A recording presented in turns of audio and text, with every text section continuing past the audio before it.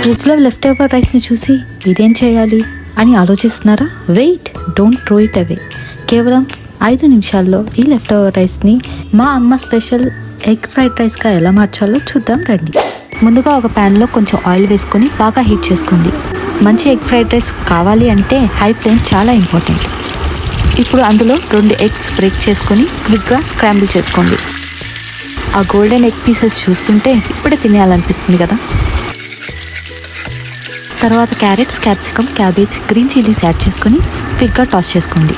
కానీ ఒక చిన్న టిప్, వెజిటేబుల్స్ని ఓవర్ ఫ్రై చేసుకోకండి. మన వెజ్జీస్ కొంచెం క్రిస్పీగా ఉంటేనే ఫ్రైడ్ రైస్కి ఆ పర్ఫెక్ట్ టెక్స్చర్ వస్తుంది. ఇప్పుడు మన రెసిపీకి మెయిన్ హీరో ఎంట్రీ, అదేనండి లెఫ్ట్ ఓవర్ రైస్. రైస్లో ఏమీ లమ్స్ లేకుండా బ్రేక్ చేసుకుని ఎగ్స్ ఇంకా వెజ్జీస్ మిక్చర్లో వేసుకొని మిక్స్ చేసుకోండి. ఇప్పుడు మనం ఫ్లేవర్ మ్యాజిక్ స్టార్ట్ చేసుకుందాం.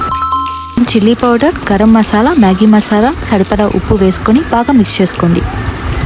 ఆ రెస్టారెంట్ స్టైల్ టచ్ కోసం కొంచెం సోయా సాస్, కొద్దిగా వెనిగర్ యాడ్ చేసుకొని హై ఫ్లేమ్లో ఒక ఫైనల్ టాస్ చేసుకోండి. ఆ స్మెల్ వస్తుంటేనే ఆకలి డబల్ అవుతుంది కదా.